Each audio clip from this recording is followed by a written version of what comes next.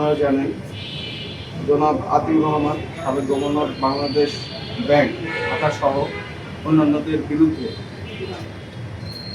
Reserve চুরি, hallmark জালিয়াতি, S Alam গ্রুপের ঋণ জালিয়াতি সহ ব্যাংকের ঋণ জালিয়াতির সুযোগ নিয়ে বিগত 15 বছরে ব্যাংক খাতকে ধ্বংস করার একটি অভিযোগ অনুসন্ধানরত রয়েছে। এই অনুসন্ধানের সুষ্ঠু অনুসন্ধানের স্বার্থে অনুসন্ধানকারী কর্মকর্তা বাংলাদেশ ব্যাংক থেকে তথ্যপত্র চেয়ে একটি পত্র প্রেরণ করেছে।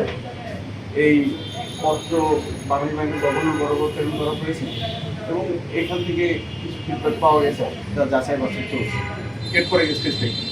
এরপরে আমাদের যে অনুসন্ধান কর্মকর্তা আছেন উনি যেসব তথ্য পেয়েছেন সেগুলো যাচাই বাছাই করবেন, মিলিয়ে দেখবেন উনি যা চেয়েছেন তা পেয়েছেন কিনা। পরবর্তীতে উনি আইন অনুযায়ী তার অনুসন্ধানের স্বার্থে যদি কোনো তথ্যর ঘাটতি থাকে উনি আবার এ বিষয়ে পদক্ষেপ নেবেন। সর্বশেষ কৌশলে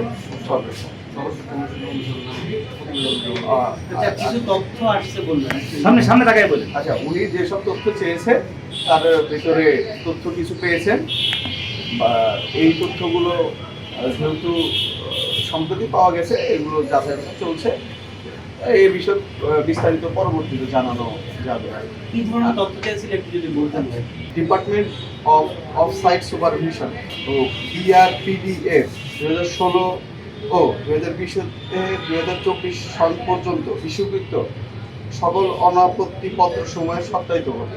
2009 থেকে 2024 সাল পর্যন্ত বাংলাদেশ ব্যাংক বোর্ডের সকল সদস্যের বিস্তারিত তথ্য BRPD সার্কুলার নং 8/2020 এর বর্ণিত আর্থিক প্রণোদনার আওতায় শিল্প ও সার্ভিস সেক্টরের প্রতিষ্ঠানসমূহের ওয়ার্কিং ক্যাপিটাল হিসেবে সহজ শর্তে ঋণ সুবিধা গ্রহণকারী প্রতিষ্ঠানসমূহের তালিকা ও গৃহীত প্রণোদনার পরিমাণ। এস আলম গ্রুপকে কয়েকটি ব্যাংকের মালিকানা প্রদান সংক্রান্ত অনুমোদনপত্র ও এ সংক্রান্ত নোটশিটের সত্যায়িত করতে। সাবেক গভর্নর জনাব আব্দুর রউফ তালুকদারের সময়ে এস আলম গ্রুপের মালিকানাধীন কয়েকটি ব্যাংকে টাকা ছাপিয়ে নগদ সহায়তা করার অনুমোদন বা নোটশিটের সত্যায়িত ফটোকপি। তানভীর দোহা সাইবার সিকিউরিটি অ্যাডভাইজার এর রিজার্ভ চুরি সংক্রান্ত অনুসন্ধান করো। আপনাদের ধন্যবাদ। একটা বিষয় সেটা হচ্ছে আপনি জানেন যে